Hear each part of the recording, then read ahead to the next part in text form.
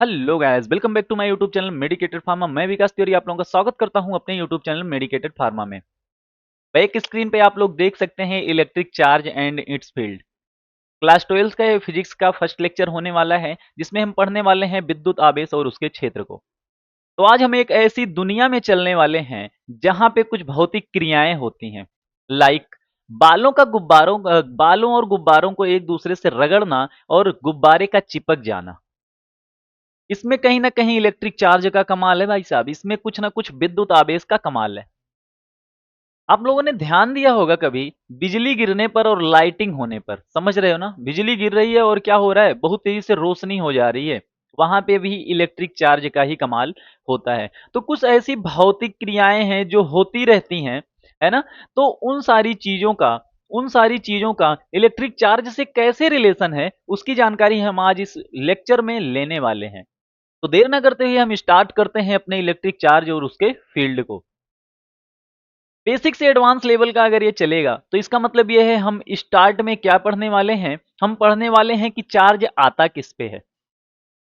अगर आप लोगों से पूछें कि चार्ज किस पे आता है, तो आप लोगों के दिमाग में आएगा, सर चार्ज किस पे आता है, मतलब मैटर पे आएगा। और किस पे आएगा? बिल्कुल मैटर पे आएगा, सही सोच रहे हो आप लोग। बट वो चार्ज आता क्यों है, ये सबसे बड़ा सवाल है कि वो चार्ज आता क्यों है। अगर हम चार्ज आता क्यों है इसकी बात करते हैं, तो आओ हम उस चार्ज आता क्यों है उसकी बात में हम देख लेते हैं कि चार्ज क्यों आता है। हमारे जितने भी मैटर्स हैं, वो सारे मैटर्स किससे मिलकर बने हुए हैं? वो सारे मैटर्स बने हुए हैं इलेक्ट्रॉन, प्रोटॉन और न्यूट्रॉन से, राइट? सारे एटम्स इलेक्ट्रॉन, प्रोटॉन, न्यूट्रॉन से मिलकर बने हुए हैं। इलेक्ट्रॉन हमेशा निगेटिव चार्ज होता है, प्रोटॉन हमेशा पॉजिटिव चार्ज होता है। और ये सारी चीजें आपको बता चुके हैं थॉमसन सर, रदरफोर्ड सर और चैडविक सर। ठीक है ना? आप लोगों ने एक्सपेरिमेंट किया होगा, वो केमिस्ट्री की बात हो जाएगी। अभी तो हम बस इतना जानते हैं, या हमारे माइंड में इतना रिमेंबर होना चाहिए कि इलेक्ट्रॉन निगेटिव, प्रोटॉन पॉजिटिव और न्यूट्रॉन पे नो चार्ज। कोई दिक्कत नहीं होनी चाहिए। चलो अब हम इसको थोड़ा सा अच्छे से एक बेस पे तैयार करते हैं कि हमारे पास में मैटर है, उस पे चार्ज किस तरीके से आता है। ठीक है? इन केस मान लो ये कोई मैटर है। ठीक है? ये क्या है? ये कोई मैटर है। और इस मैटर को अगर हम बात करें, तो इस मैटर में हमारा इलेक्ट्रॉन है, प्रोटॉन है और न्यूट्रॉन है। हम बात कर रहे हैं चार्ज आता कैसे है। चार्ज की अगर हम बात करते हैं, तो पहले तो ये जान लो, इलेक्ट्रॉन निगेटिव, प्रोटॉन पॉजिटिव और न्यूट्रॉन कोई चार्ज नहीं, ना पॉजिटिव ना निगेटिव, कोई चार्ज नहीं होता है। अब हम बात करते हैं, इन केस ये जो मैटर आपको दिख रहा है, इस मैटर में क्या होता है? इलेक्ट्रॉन प्रोटॉन के बराबर होता है। क्या होता है? Electron equal to proton. तो ये किस कंडीशन में होगा? स्टेबिलिटी होगा, इसमें ये स्टेबल होगा, मतलब नो चार्ज। ठीक है? इन केस हम एक बात, एक कोई अंक मान लेते हैं, कोई एक क्या करते हैं, कोई एक अमाउंट मान लेते हैं, कोई एक नंबर मान लेते हैं, जिससे चीजें आसानी से समझ में आएंगी। मान लो इस मैटर में 4 इलेक्ट्रॉन थे। अगर इस मैटर में 4 इलेक्ट्रॉन थे, तो मैंने कहा इलेक्ट्रॉन इक्वल टू प्रोटॉन होगा। और अगर इलेक्ट्रॉन इक्वल टू प्रोटॉन होगा तो 4 ही इलेक्ट्रॉन है, 4 ही प्रोटॉन हो जाएंगे। और इस कंडीशन को हमने क्या कहा था? स्टेबल कंडीशन कहा था, मतलब इसमें कोई चार्ज नहीं होगा। अब हम बात करते हैं। ठीक है? अब अगर हम बात एक चीज और करें कि इसमें मान लो इलेक्ट्रॉन कहीं से आके जुड़ गया। इलेक्ट्रॉन क्या किया? आके जुड़ गया कहीं से। कितना? 1 इलेक्ट्रॉन। ठीक है? इस कंडीशन में जो इलेक्ट्रॉन की अब संख्या हो गई वो 5 हो गई, और प्रोटॉन की जो संख्या थी वो तो 4 ही थी। अब बताओ, इलेक्ट्रॉन की संख्या 5, प्रोटॉन की संख्या 4। मैं ये कह रहा हूं, अगर किसी मैटर में इलेक्ट्रॉन का एक्सेस है, इलेक्ट्रॉन का एक्सेस का मतलब क्या है? प्रोटॉन से ज्यादा इलेक्ट्रॉन है, तो उसे हम क्या कहेंगे? निगेटिवली चार्ज, मतलब उसको क्या कहेंगे हम? ऋणात्मक आवेश वाला मैटर। ऋणात्मक आवेश। ठीक है? तो अगर इसमें इलेक्ट्रॉन की संख्या ज्यादा हो गई, उस केस में ये क्या हो जाएगा? ये ऋणात्मक चार्ज हो जाएगा, ये ऋणात्मक आवेश वाला मैटर हो जाएगा। अब इसी केस में और बात करते हैं। इन केस मान लो इलेक्ट्रॉन नहीं आया और इलेक्ट्रॉन चला गया, मतलब 4 इलेक्ट्रॉन थे, एक आया था तो ये निगेटिवली चार्ज हुआ था। अब मैं कह रहा हूं कि इलेक्ट्रॉन आया तो नहीं, लेकिन इलेक्ट्रॉन क्या हुआ, एक इलेक्ट्रॉन चला गया। अब इस केस में इसमें जो इलेक्ट्रॉन बचा वो कितना बचा, 3 बचा, और प्रोटॉन कितना बचा, 4 बचा। इलेक्ट्रॉन 3 है, प्रोटॉन 4 है, मैटर ये है। इस मैटर में इलेक्ट्रॉन की संख्या 3 है, प्रोटॉन की संख्या 4 है। किसका एक्सेस ज्यादा है, प्रोटॉन का या इलेक्ट्रॉन का, प्रोटॉन का है ना। तो अगर इसमें प्रोटॉन का है तो इसका मतलब ये मैटर कैसा हो जाएगा, पॉजिटिवली चार्ज हो जाएगा। कोई दिक्कत नहीं होनी चाहिए, ये मैटर कैसा हो जाएगा, पॉजिटिवली चार्ज हो जाएगा। दिमाग में इसको रखे रहना कि किस तरीके से मैटर चार्ज होता है और किस तरीके से मैटर ऋण धनात्मक चार्ज में जाता है और किस तरीके से मैटर ऋणात्मक चार्ज में जाता है। ठीक है, okay, just wait a second, थोड़ा स्लाइड हम सही कर लें। ओके, नाउ हमको एक चीज पता चल गया इससे। क्या पता चल गया, कि अगर इलेक्ट्रॉन का एक्सेस होगा तो मैटर निगेटिवली चार्ज होगा। मतलब इलेक्ट्रॉन का अगर एक्सेस का मतलब क्या होता है, ज्यादा होना। अगर इलेक्ट्रॉन ज्यादा होगा किसकी अपेक्षा, प्रोटॉन की अपेक्षा, प्रोटॉन के कंपेयर में इलेक्ट्रॉन किसी मैटर में ज्यादा होगा तो मैटर ऋणात्मक चार्ज होगा। अगर उसमें प्रोटॉन का एक्सेस होगा तो वो क्या होगा, पॉजिटिवली चार्ज होगा। यही चीजें यहाँ पे बताई गई हैं जो आपको इस स्लाइड में पूरे दिख रहा होगा। ठीक है ना, आगे चलें। समझ गए कि क्यों आ रहा है मैटर पे चार्ज, क्योंकि यहाँ पे इलेक्ट्रॉन का एक्सेस हो रहा है या इलेक्ट्रॉन की डिफिशियंसी हो रही है, कंपेयर करें अगर प्रोटॉन की तुलना में। मतलब प्रोटॉन से ज्यादा अगर इलेक्ट्रॉन हो रहा है तो पॉजिटिवली तो निगेटिवली चार्ज, और प्रोटॉन से कम अगर इलेक्ट्रॉन बच रहा है तो उसे क्या कहेंगे, पॉजिटिवली चार्ज। ठीक है ना, अब हम नेक्स्ट बात करते हैं। हम बात करते हैं इलेक्ट्रॉन की। ठीक है ना, हम बात करते हैं इलेक्ट्रॉन की, लेकिन इलेक्ट्रॉन की बात करने से पहले दिमाग में रखो एक चीज, कि हम इलेक्ट्रॉन को पढ़ रहे हैं तो इलेक्ट्रॉन क्या है, इलेक्ट्रॉन एक निगेटिवली चार्ज पार्टिकल है। क्या है, इलेक्ट्रॉन क्या है, इलेक्ट्रॉन एक निगेटिवली चार्ज्ड पार्टिकल है, निगेटिवली चार्ज पार्टिकल है। मतलब ऋणात्मक आवेश वाला एक कण है और वो क्या है, इलेक्ट्रॉन है। अब मैं आपसे कहूं सबसे छोटा आवेश कौन सा होगा, सबसे छोटा चार्ज कौन सा होगा। इलेक्ट्रॉन से छोटा कण होता है क्या, नहीं होता है। और इलेक्ट्रॉन पे चार्ज कितना होता है, इलेक्ट्रॉन पे जो चार्ज होगा वो सबसे छोटा चार्ज होगा।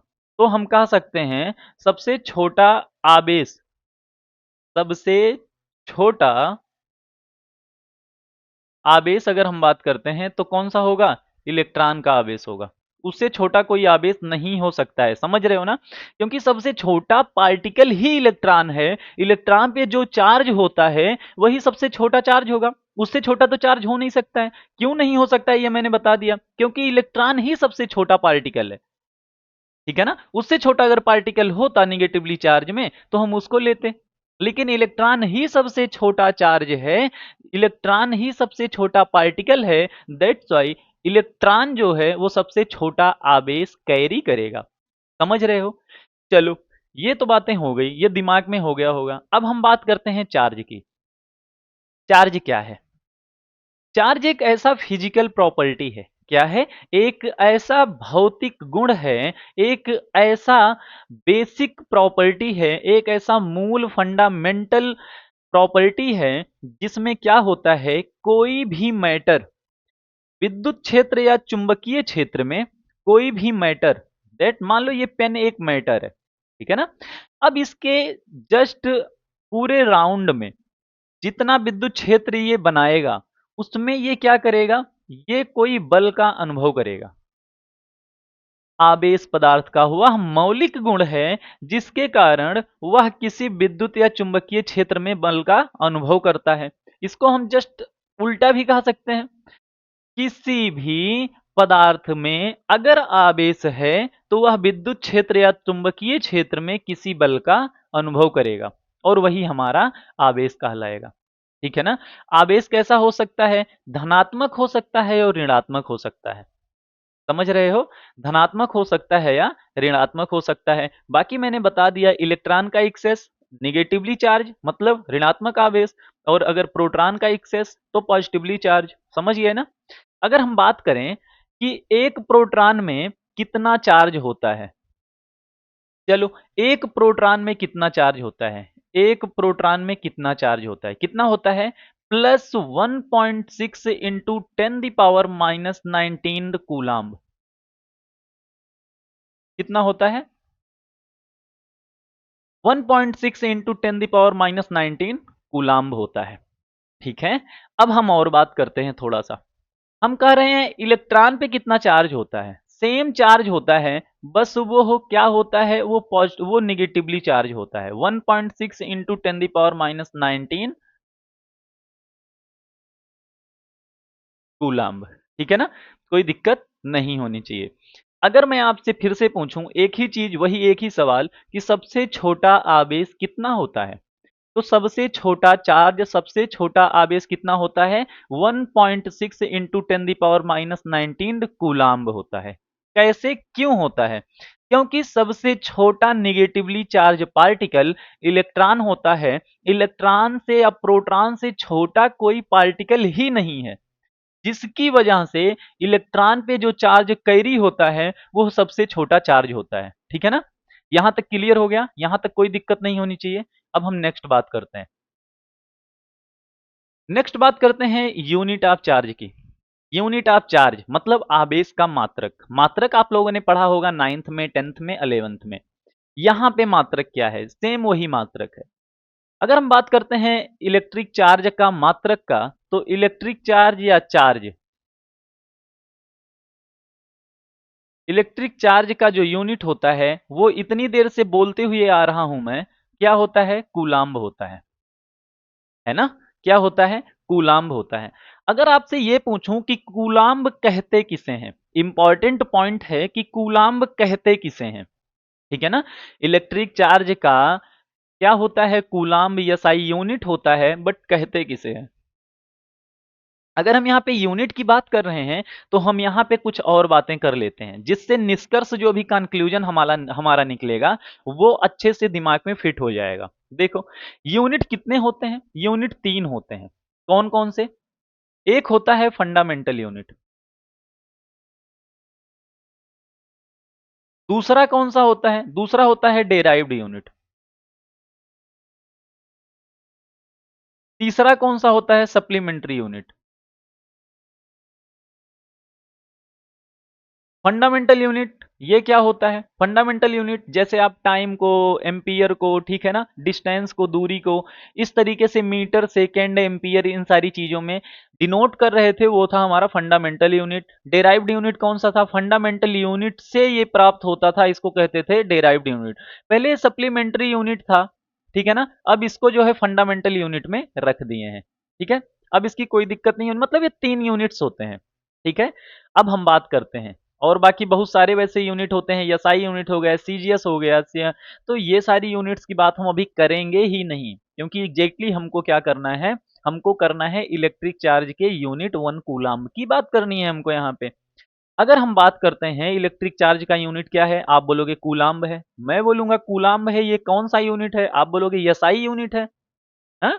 तो अब मेरा सवाल ये है कि एक कूलाम्ब कहते किसे हैं, तो एक कूलाम्ब किसे कहते हैं, इसकी बात हम कर लेते हैं। पहले तो फार्मूले से समझ जाओ, आवेश इक्वल टू होता क्या है, आवेश इक्वल टू क्या होता है, अगर हम इसकी बात करते हैं, जस्ट वेट अ सेकेंड, इसको हमको डिलीट करना पड़ेगा। आवेश कहते किसे हैं, ओके, आवेश होता है, आवेश कहते किसे हैं, आवेश इक्वल टू होता है विद्युत धारा इंटू समय। एकांक समय में जितना करंट फ्लो होता है वो उसका आवेश होता है।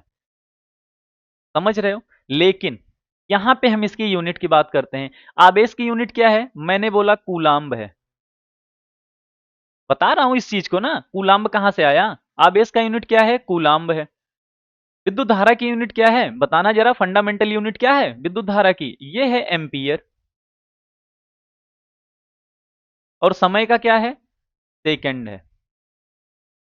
अब ध्यान से समझो, एक सेकंड में एक एम्पियर धारा जितने आवेश को वहन करती है, एक सेकंड में एक एम्पियर धारा जितने आवेश को कैरी करती है, एक सेकंड में एक एम्पियर धारा जितने आवेश को ट्रांसफर करती है, वो एक कूलाम्ब के बराबर होता है।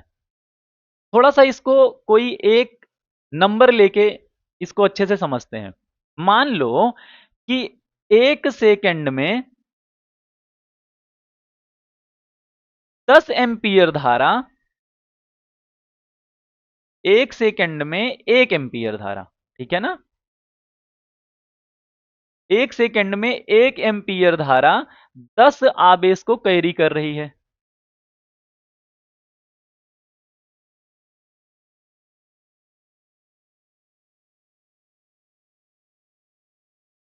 एक सेकंड में एक एम्पियर धारा 10 आवेश को कैरी कर रही है, तो एक कूलाम में कितना चार्ज होगा? एक कूलाम में 10 आवेश चार्ज होगा, ठीक है ना? एक सेकंड में एक एम्पियर धारा जितने आवेश को कैरी करेगी, ट्रांसफर करेगी, वो एक कूलाम्ब के बराबर होगा। अब मेरी बात को समझो, हमारा जो ये आवेश था, इसका जो ये मात्रक था, ये कूलाम्ब था, ये एसआई यूनिट थी। लेकिन आवेश इक्वल टू होता था विद्युत धारा इंटू समय। विद्युत धारा जो है ये एक फंडामेंटल यूनिट है, और समय भी एक फंडामेंटल यूनिट है। तो हम विद्युत धारा का जो फंडामेंटल यूनिट है, इसको हम एम्पियर कहते हैं, और समय को फंडामेंटल यूनिट क्या है? सेकंड है। तो कूलाम्ब को हम इसलिए कहते हैं एम्पियर सेकंड। कोई दिक्कत नहीं होनी चाहिए। इसका मतलब आप लोग समझ रहे हो? इसका मतलब ये है, कूलाम्ब एक एसआई यूनिट है, लेकिन अगर आपको पूछा जाए कि चार्ज का फंडामेंटल यूनिट क्या है, मूल मात्रक क्या है चार्ज का, तो आप लोग क्या बताओगे? एम्पियर सेकंड, ठीक है ना? कितना हो गया? आगे हम बढ़ें, आगे बात करें। ये तो सारी चीजें आपको समझ में आ गई होंगी, बाकी डिस्प्ले पे लगा हुआ है, जहां पे भी कंफ्यूजन होता है वहां पे आप एक बार देख लेना, उसके बाद भी नहीं समझ में आता है तो आप कमेंट सेक्शन में हमको पिन कर देना, ठीक है ना? तो आपका वो डाउट अगले लेक्चर में कंप्लीट कर दिया जाएगा। अब हम बात करते हैं प्रॉपर्टी ऑफ चार्ज। चार्ज की प्रॉपर्टी क्या होती है? आवेश की प्रॉपर्टी क्या होती है? आवेश की प्रॉपर्टी 5-6 प्रॉपर्टीज हैं, उसमें हम एक एक करके देखेंगे। पहला प्रॉपर्टी है क्वांटाइजेशन ऑफ चार्ज। क्या है? Quantization of charge. पहली प्रॉपर्टी क्या है यहाँ पे? Quantization of charge. इसकी हम बात कर लेते हैं, ठीक है ना? क्वांटाइजेशन ऑफ चार्ज की, क्वांटाइजेशन ऑफ चार्ज होता क्या है? Electric charge exist in discrete pockets, छोटे छोटे लम्प्स में, छोटे छोटे पॉकेट्स में ये होते हैं। समझ रहे हो ना? नॉट कंटिन्यूअस वैल्यू, ये किसी निरंतर वैल्यू में नहीं होते हैं, किसी निरंतर मान में नहीं होते हैं, ये छोटे छोटे पॉकेट्स में होते हैं। The smallest unit of charge is the charge of electron और प्रोटॉन। जो सबसे छोटा चार्ज होता है वो इलेक्ट्रॉन या प्रोटॉन चार्ज के बराबर होता है। क्यों होता है इसकी बात अभी मैं थोड़ी देर पहले किया हुआ था। अब हम बात करते हैं Q equal to plus minus N E. Plus minus क्यों आया? क्योंकि चार्ज पॉजिटिव भी हो सकता है और निगेटिव भी हो सकता है। एन क्या है? ई क्या है? ई है इलेक्ट्रॉन। समझ रहे हो ना? ई क्या है? इलेक्ट्रॉन है। और यन क्या है? यन एक इंटीगर नंबर है। सर ये समझ में नहीं आया, इसका क्वांटाइजेशन से क्या लेना देना है? जस्ट एक बार फोकस कर लो, मैं इस चीज को अच्छे से एक्सप्लेन कर रहा हूं, ध्यान से समझना। इलेक्ट्रॉन पे चार्ज कितना होता है? अभी आपको थोड़ी देर पहले बताया था, इलेक्ट्रॉन पे चार्ज होता है 1.6 इंटू 10⁻19 कूलाम्ब। अब इससे छोटा चार्ज नहीं हो सकता है, अब इससे छोटा चार्ज नहीं हो सकता है। अगर इससे छोटा चार्ज नहीं हो सकता है तो ऑलवेज चार्ज जो होगा वो इलेक्ट्रॉन के मल्टीपल ही होगा। बात को समझ रहे हो जो मैं कह रहा हूं? अब जो चार्ज होगा वो इलेक्ट्रॉन के मल्टीपल ही होगा, है ना? क्योंकि अब इलेक्ट्रॉन का जो चार्ज है इससे छोटा चार्ज हो नहीं सकता है, तो या तो इलेक्ट्रॉन के बराबर होगा या इलेक्ट्रॉन के इससे बड़ा होगा, है ना? यही तो होगा। या तो इलेक्ट्रॉन के बराबर होगा चार्ज और या तो इलेक्ट्रॉन से बड़ा होगा, मतलब इससे छोटा होने का तो सवाल ही नहीं उठता, क्योंकि सबसे छोटा इलेक्ट्रिक चार्ज कौन सा है? वो है इलेक्ट्रॉन के बराबर का चार्ज, और इलेक्ट्रॉन पे चार्ज कितना होता है? 1.6 इंटू 10⁻⁹ कूलाम। तो अब इससे छोटा चार्ज तो होने वाला नहीं है, इससे बड़ा ही चार्ज होगा। एन क्या डिनोट करता है? एन डिनोट करता है इंटीगर नंबर को। इंटीगर नंबर का मतलब क्या हो गया? पूर्णांक को। मतलब अब ये चार्ज जो इलेक्ट्रॉन का जो चार्ज है, इससे बड़ा चार्ज होगा या इससे बराबर चार्ज होगा। इसका मतलब n इक्वल टू 0 हो सकता है, 1 हो सकता है, 2 हो सकता है, बट n इक्वल टू 0.3, 0.4 नहीं हो सकता है। मतलब समझ रहे हो आप? ये वैल्यू एग्जिस्ट ही नहीं करेगी। क्यों नहीं करेगी? क्योंकि मैंने कहा n एक पूर्णांक में होगा, मतलब कहीं भी आवेश होगा, कहीं भी आवेश होगा, वो इलेक्ट्रॉन को एक पूर्णांक से मल्टीप्लाई करेगा। समझ रहे हो? मतलब 1.6, फिर से समझना, 1.6 इंटू 10⁻⁹ कूलाम्ब के ऊपर ही अब आवेश होगा, है ना? आवेश होगा। मैं कह रहा हूं कि अगर इलेक्ट्रॉन से कम चार्ज ही नहीं हो सकता है, तो अगर 0.3, मतलब अगर पॉइंट में इसको मल्टीप्लाई करोगे 0.3, 0.2, 0 पॉइंट इसमें करके, तो ये तो इलेक्ट्रॉन के चार्ज को और नीचे लेके चला जाएगा, और इलेक्ट्रॉन के चार्ज के नीचे कोई चार्ज ही नहीं होता है। तो दैट्स वाई क्वांटाइजेशन क्या होता है कि विद्युत आवेश डिस्क्रीट रूप में होता है, निरंतर नहीं होता है। सबसे छोटा आवेश इलेक्ट्रॉन या प्रोटॉन का चार्ज होता है। जो फार्मूला मैंने बताया वो आवेश इक्वल टू बताया एन ई। ये पॉजिटिव में भी हो सकता है और निगेटिव में भी हो सकता है, और ये इलेक्ट्रॉन के मल्टीपल होता है। ठीक है ना? इलेक्ट्रॉन के मल्टीपल, पूर्णांक का इलेक्ट्रॉन से मल्टीप्लाई करेंगे, बट ये पूर्णांक कौन सा होता है? 1, 2, 3, 4, ये सारे पूर्णांक होते हैं। इसके मल्टीपल में अब चार्ज होगा। इसके मल्टीपल में चार्ज होने का मतलब ये है कि अब ये 0.3, 0.2 या बटे में, इन सारी चीजों में नहीं होगा। ये हमारी फर्स्ट प्रॉपर्टी है। ठीक है ना? क्यों नहीं होगा इसकी बात हमने कर लिया है। अब क्यों का सवाल आना ही नहीं चाहिए यहाँ पे। ठीक है? नाउ अब हम नेक्स्ट बात करते हैं। सेकंड बात करते हैं conservation of charge. Conservation of charge का मतलब क्या है? आवेश का संरक्षण। देखो यार, कहीं भी संरक्षण लग जाए ना, तो उसका एक चीज समझना कि ना तो क्रिएट किया जा सकता है, ना ही डिस्ट्रॉय किया जा सकता है। मतलब ना बनाया जा सकता है, ना खत्म किया जा सकता है, सिर्फ ट्रांसफर किया जा सकता है। सेम चीज यहां पे भी लगेगा। कंजर्वेशन ऑफ चार्ज का मतलब हो गया total electric charge in isolated system remain constant, charge can neither be created nor be destroy, only transferred. Charge, अगर किसी मैटर में कोई इलेक्ट्रिक चार्ज है तो वो रिमेन कांस्टेंट रहेगा, वो चेंज नहीं होगा, वो सिर्फ ट्रांसफर होगा। ना ही वो क्रिएट किया जा सकता है और ना ही उसको डिस्ट्रॉय किया जा सकता है। ये हमारा कंजर्वेशन ऑफ चार्ज है। दिमाग लगा लेना। ये सब आपको पॉइंट्स ऐसे लग रहे होंगे कि यार इसको क्यों पढ़ना है, बट इसको पढ़ने से ही आपको नंबर मिलने वाला है। और ये इंपॉर्टेंट इसलिए है क्योंकि जब आप अभी लेक्चर में आगे बढ़ोगे ना, तो आपको कंजर्वेशन ऑफ चार्ज की बात करने वाले हैं, तब उसमें आपको समझ में आएगा यार वहां पे पढ़ लेना चाहिए था। नोट्स को नोट डाउन कर लेना अच्छे से। कंजर्वेशन ऑफ चार्ज क्या होता है? Nor be created nor be destroy, ठीक है ना? Only transfer. ठीक है? ये क्या होता है? ये चार्ज का कंजर्वेशन लॉ होता है। आगे बढ़ते हैं। एडिट एडिटिविटी ऑफ चार्ज, आवेश का गुणात्मक गुण, आवेश का योगात्मक गुण, सॉरी।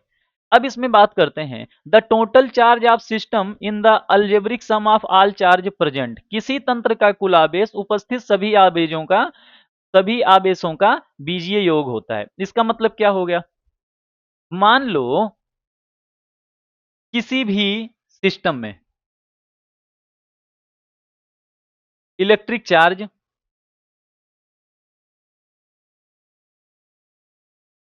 Q1 है, फिर Q2 है, Q3 है, इस तरीके से है। तो अगर टोटल आवेश की हम बात करेंगे, टोटल चार्ज की बात करेंगे, तो योगात्मक गुण होता है Q1 plus Q2 plus Q3, डट डट डट डट। तो इस तरीके से हम चार्ज को क्या करते हैं? जोड़ते हैं। ये आवेश आवेश का योगात्मक गुण है। योगात्मक मतलब चार्ज को क्या करना है? एडिशन करना है। ठीक है ना? नेक्स्ट बात हम करते हैं फोर्थ प्रॉपर्टी की।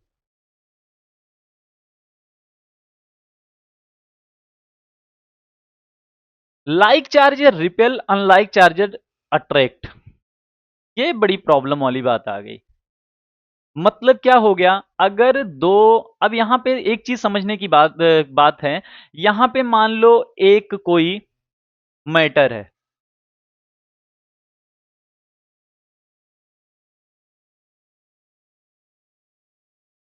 ठीक है, और एक दूसरा यहां पे मैटर है, मतलब दो मैटर्स की बात कर रहे हैं। अभी आपको समझ में आ जाएगा क्यों मैं ऐसे कह रहा हूं। यहां पे एक दूसरा मैटर है,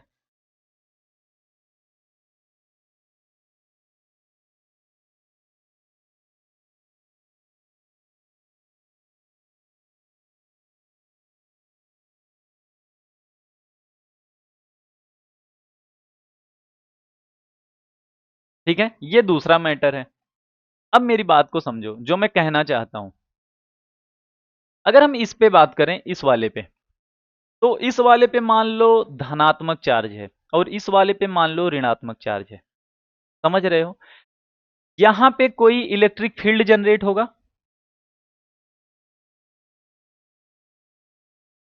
है ना, और यहां पे भी कोई इलेक्ट्रिक फील्ड जनरेट होगा। बात को समझो। समान प्रकार के आवेश एक दूसरे को प्रतिकर्षित करते हैं और विपरीत प्रकार के आवेश एक दूसरे को आकर्षित करते हैं। इसका क्या मतलब हुआ? समान प्रकार के आवेश, समान प्रकार के आवेश एक दूसरे को प्रतिकर्षित करते हैं, मतलब रिपेल वाला उसमें क्या होता है, प्रॉपर्टी आ जाती है।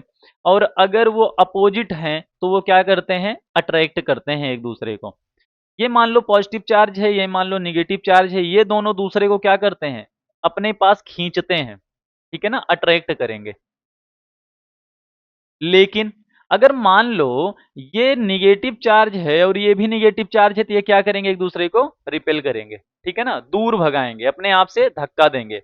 जैसे आप मैग्नेटिक, मैग्नेट देखे हो, मैग्नेट में क्या करते हो, अगर हम मैग्नेट को मान लो, दो मैग्नेट ले लो, इसके पॉजिटिव पोल को इसके पॉजिटिव पोल के साथ में लेके जाते हैं, तो आपको खुद एक फोर्स का अनुभव होता है जो एक दूसरे को क्या करता है, दूर भगाने की कोशिश करता है। तो वही चीज यहाँ पे है, ठीक है ना। क्या होता है कि charge of the same type repel each other and charge of opposite type attract each other, ठीक है।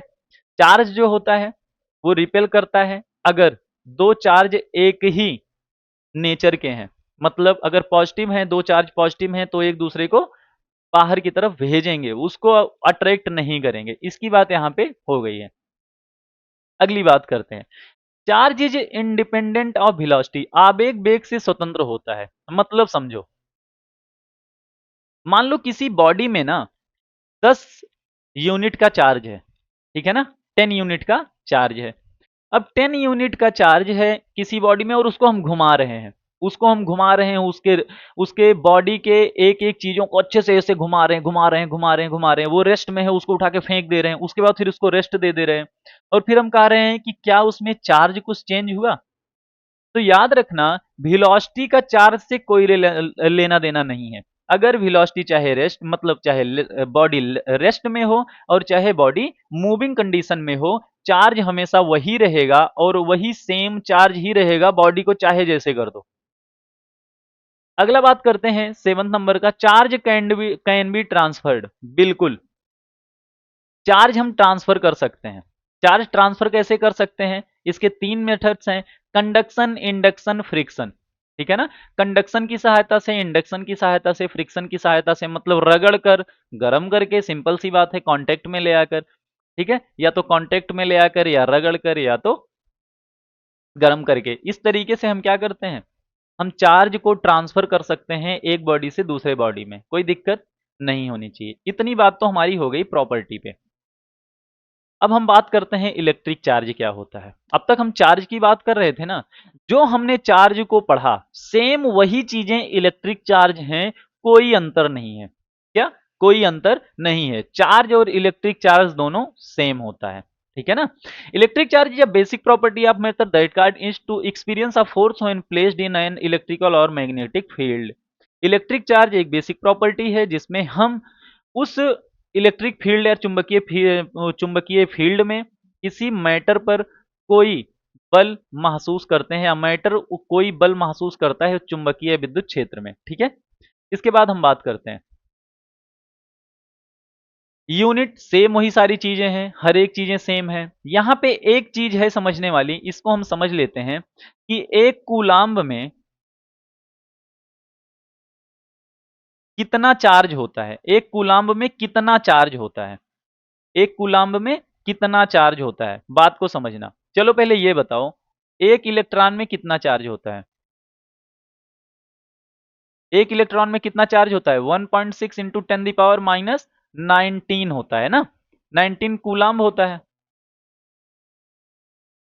अब देखो, एक electron equal to 1.6 into 10⁻⁹ coulomb.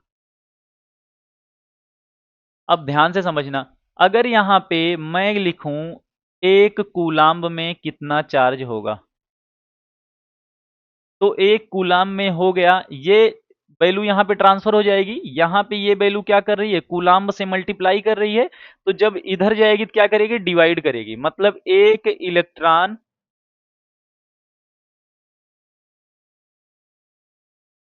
Upon 1.6 into 10⁻⁹। ठीक है, अब एक कूलाम में कितना चार्ज हो गया बताना जरा। तो अब यहाँ पे जब इसको हम भाग देंगे तो आएगा एक कूलाम में 6.25 इंटू 10⁻⁻18 इलेक्ट्रॉन चार्ज, याद रखना। ठीक है ना, इलेक्ट्रॉन मतलब इतना चार्ज। ठीक है ना, इलेक्ट्रॉन का इतना चार्ज 6.25 इंटू 10⁻18, -18 नहीं, ये +18 होगा, 18। ठीक है ना, तो समझ गए कैसे हमने निकाला, एक कूलाम में कितना इलेक्ट्रॉनिक चार्ज होता है, 6.25 इंटू 10⁻18। कैसे निकाला हमने, इसकी बात हम अभी तुरंत किए हैं। कैसे निकाला हमने बताना जरा, बताओ बताओ बताओ, कैसे निकाला हमने, एक बार अपने कॉपी में नोट डाउन करके अच्छे से बताओ इसको हमने कैसे निकाला। हमने क्या किया, हमने एक फार्मूले को यहाँ पे डिस्क्राइब किया, या एक फार्मूले को हमने लिखा, और वो फार्मूला क्या था, वो फार्मूला था कि एक इलेक्ट्रॉन में कितना चार्ज होता है, 1.6 इंटू 10⁻⁹ कूलाम्ब होता है। ठीक है, one electron equal to 1.6 into 10⁻⁹ और इंटू 1 कूलाम्ब। अब ये यहाँ पे मल्टीप्लाई कर रहा है। अब यहाँ पे हम अगर 1 कूलाम्ब लिखें, ये मल्टीप्लाई कर रहा है, इधर जाएगा डिवाइड करेगा, मतलब 1 इलेक्ट्रॉन अपान 1.6 इंटू 10⁻⁹। अब ध्यान से समझना, मतलब एक कूलाम्ब इक्वल टू क्या हो गया, ये ऊपर जाएगा, मान लो ये 1/16 इंटू 10⁻18 आ गया, इसको इससे भाग दोगे आएगा 6.25 इंटू 10⁻18 इलेक्ट्रॉनिक चार्ज। ठीक है, तो एक कूलाम में कितना होता है, 6.25 इंटू 10⁻18 इलेक्ट्रॉनिक चार्ज होता है। ठीक है, कोई दिक्कत यहाँ पे नहीं होनी चाहिए। अब हम नेक्स्ट बात करते हैं। देखो, पॉजिटिव चार्ज, निगेटिव चार्ज, ये सारी चीजें हम बता चुके हैं। ठीक है ना, जो चार्ज में बताया है वही इसमें होगा। अब ध्यान से समझो, कहते हैं कि यार ये बताओ, जब आपने कहा था कि पॉजिटिव और पॉजिटिव चार्ज, मतलब अगर सेम नेचर के चार्ज हैं तो ये क्या करते हैं, रेपेल करते हैं, मतलब प्रतिकर्षण करते हैं। यही तो मैंने बोला था अभी। कैसे करते हैं, क्यों करते हैं, रीजन बताओ। ध्यान से देखो, ये पॉजिटिव चार्ज है, ठीक है ना, और ये निगेटिव चार्ज है। निगेटिव चार्ज अपनी तरफ चीजों को खींच रहा है, और पॉजिटिव चार्ज अपनी तरफ चीजों को खींच नहीं रहा है, अपने से दूर कर रहा है। अगर यहाँ पे ये पॉजिटिव चार्ज है, चीजों को दूर कर रहा है, और ये चीजों को खींच रहा है, तो ये तो इससे जाके चिपक जाएगा, है ना। तो इसलिए क्या कर रहा है, अट्रैक्ट कर रहा है, मतलब इसका इलेक्ट्रिक फील्ड ही ऐसा होता है।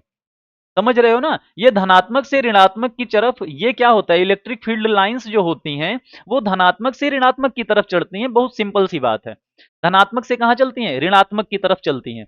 ठीक है ना, जहां ऋणात्मक आया वहीं देके चपक गई। समझ रहे हो, तो जब इलेक्ट्रिक फील्ड लाइंस जो हैं वो धनात्मक से ऋणात्मक की तरफ चल रही हैं, इसका मतलब क्या हुआ, समझ रहे हो। इसका मतलब क्या हुआ? इसका मतलब ये हुआ कि अगर मान लो यहां पे कोई मैटर है,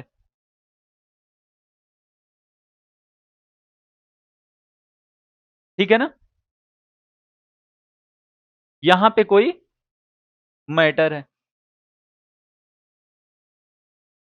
अभी इस मैटर में मान लो ये पॉजिटिवली चार्ज है और यहां पे भी कोई मैटर है,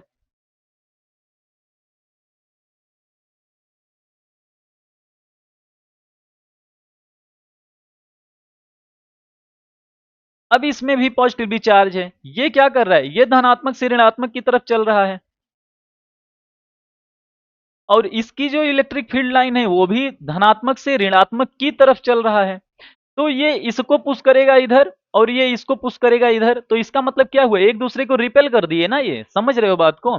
ये हमेशा जो ये रिपेल और अट्रैक्शन का जो ये कंडीशन है ना, ये डिपेंड करता है कि इलेक्ट्रिक फील्ड लाइंस पे, क्योंकि इलेक्ट्रिक फील्ड लाइंस क्या करती हैं, पॉजिटिव से निगेटिव की तरफ चलती हैं, ठीक है ना, पॉजिटिव से निगेटिव की तरफ चलती हैं। अब अट्रैक्शन का यहाँ पे क्या हो जाता है, यहाँ पे पॉजिटिव है, यहाँ पे निगेटिव है, ये यहाँ से चल रही है पॉजिटिव से निगेटिव की तरफ, तो यहाँ पे क्या होगा, यहाँ पे क्या होगा, यहाँ पे ये क्या करेंगे, सॉरी, ये क्या करेंगे, ये इसको यहाँ से ये फील्ड लाइन यहाँ गई और इसने क्या किया, इसने इसको अट्रैक्ट कर लिया निगेटिव की तरफ, ठीक है ना, तो ये चीजें समझ में आनी चाहिए।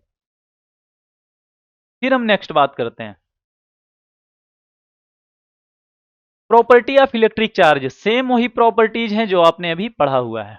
फिर हम बात करते हैं मेथड ऑफ चार्जिंग, अगर किसी मैटर को चार्ज करना है, अगर किसी मैटर पे चार्ज उत्पन्न करना है तो कैसे कर सकते हैं, by friction, transfer of electron by rubbing, मतलब क्या करके, घर्षण करके हम क्या करते हैं, किसी भी मैटर पे चार्ज उत्पन्न कर सकते हैं। डायरेक्ट कांटेक्ट ट्रांसफर, ठीक है ना, सीधे स्पर्श करते हैं हम क्या करते हैं, चार्ज को उत्पन्न करते हैं, ये तरीका हम सोच सकते हैं, ठीक है। फिर हम बात करते हैं इंडक्शन, इंडक्शन का मतलब क्या होता है, बिना स्पर्श किए केवल विद्युत क्षेत्र के प्रभाव से, मतलब एक मैटर चार्ज है, अब इस मैटर चार्ज पे क्या हो रहा है, इसने एक इलेक्ट्रिक फील्ड जनरेट कर दिया, इसमें अगर हम कोई दूसरा मैटर ले आएंगे तो ये क्या करेगा, ये विद्युत क्षेत्र की वजह से इस पे चार्ज जनरेट हो जाएगा, ठीक है ना, तो इसकी बात हम इस तरीके से हम चार्ज को उत्पन्न करते हैं। कूलाम्ब लॉ, सिर्फ देख लो, एफ इक्वल टू के इंटू के Q1 Q2/R², ठीक है ना, ये सारी चीजें आप देख लो, इसको तो इसका एक सेपरेट लेक्चर लूंगा और इसमें बहुत सारे न्यूमेरिकल को भी करवाना है, तो इसकी बात हम उस वाले लेक्चर में करेंगे। सुपरपोजिशन प्रिंसिपल, इसकी भी बात हम उसी में करेंगे जब हम कूलाम्स लॉ को पढ़ लेंगे। हम इलेक्ट्रिक फील्ड की बात कर लेते हैं, charge produce an electric field, charge हमेशा कहाँ प्रोड्यूस होता है, कहाँ उत्पन्न होता है, इलेक्ट्रिक फील्ड में उत्पन्न होता है, ठीक है ना। पॉजिटिव फील्ड लाइंस आउटवर्ड, ठीक है ना, इसका मतलब क्या होता है, क्षेत्र रेखाएं बाहर होती हैं पॉजिटिव में, और निगेटिव चार्ज में क्या होती हैं, क्षेत्र रेखाएं अंदर होती हैं, अरे वही तो बात अभी किया ना इसमें, पॉजिटिव चार्ज में क्या होता है, क्षेत्र रेखाएं क्या होती हैं, बाहर की तरफ जा रही हैं, और निगेटिव चार्ज में क्या होता है, क्षेत्र रेखाएं अंदर की तरफ आती हैं, बस वही बात वहां पे भी किया हूं मैं। फिर हम अगला बात कर लेते हैं निगेट सॉरी इसके बाद बात कर लेते हैं डेली लाइफ एग्जांपल की, अगर हम बात करते हैं तो balloon sticky to water after rubbing, rubbing के बाद क्या होता है, बैलूम स्टिकी हो जाता है, इसकी भी बात हो गई। तो इस तरीके से स्केल कागज में टुकड़े खींचता है, कैसे खींचता है, जब रफ करते हैं तब, ठीक है ना, वो चार्ज हो जाता है। कालीन पर चलने के बाद झटका लगता है, क्यों लगता है, क्योंकि इलेक्ट्रॉन उसमें क्या होता है, इलेक्ट्रॉन ट्रांसफर वाले सिस्टम हो जाते हैं। तो इस तरीके से हम डेली लाइफ में भी इसके एग्जाम्पल को देख सकते हैं, ठीक है। तो आज के लिए बस इतना ही, जिसमें हम लोगों ने क्या पढ़ लिया, इलेक्ट्रिक चार्ज और इलेक्ट्रिक फील्ड को पढ़ लिया। इलेक्ट्रिक फील्ड का मतलब कुछ नहीं होता है, आप लोगों ने ये सोचा होगा यार इलेक्ट्रिक फील्ड बताए ही नहीं। देखो इलेक्ट्रिक चार्ज जब होता है, क्या होता है कि मैटर पे अगर कोई इलेक्ट्रिक चार्ज है तो ये जितने एरिया में कोई एक ऐसा स्पेसिफिक एरिया ये बना लेता है जिसके अंदर अगर कोई और मैटर रखा जाए तो वो भी इलेक्ट्रिक चार्ज हो जाएगा, मतलब उस पे भी आवेश आ जाएगा। तो उस एरिया को कहते हैं विद्युत क्षेत्र या इलेक्ट्रिक फील्ड, ठीक है ना। तो इलेक्ट्रिक फील्ड में बाकी कुछ नहीं है, उसमें बाकी कुछ नहीं पढ़ना है। हाँ एक फार्मूला है, उसको पढ़ने की बात आएगी तो उसको पढ़ेंगे हम, E इक्वल टू होता है Q/F करके होता है, उसकी बात हम करेंगे, ठीक है ना। अभी इलेक्ट्रिक फील्ड थोड़ा सा छोटा सा टॉपिक है, वो शायद इसमें कंप्लीट नहीं हो सकता है, बट अभी जितना हमने कंप्लीट कराया उसमें इलेक्ट्रिक चार्ज का सारा चीज हमने बता दिया। तो अभी इसको आप नोट डाउन करोगे, क्योंकि इसके बाद आने वाला है कूलाम्ब लॉ, और कूलाम्ब लॉ जब आएगा तो उसमें हम आपको बेसिक से एडवांस तक के न्यूमेरिकल को भी करवाएंगे। और इसमें जो है, इसके हम आपको 10 क्वेश्चंस अगले लेक्चर में देने वाले हैं। जितना आज पढ़ाया गया है उसका 10 क्वेश्चन अगले लेक्चर में देने वाले हैं असाइनमेंट के रूप में, जिसको आप करिएगा। अगर नहीं समझ में आएगा अपने आप से तो आप दोबारा हमको पिन करिएगा, हम उस चीज को दोबारा रिकवर करेंगे, ठीक है ना। तो आज के लिए बस इतना ही। ऐसे ही हमारे साथ बने रहिए, हंसते रहिए, मुस्कुराते रहिए और देखते रहिए medicated pharma channel. Thank you so much.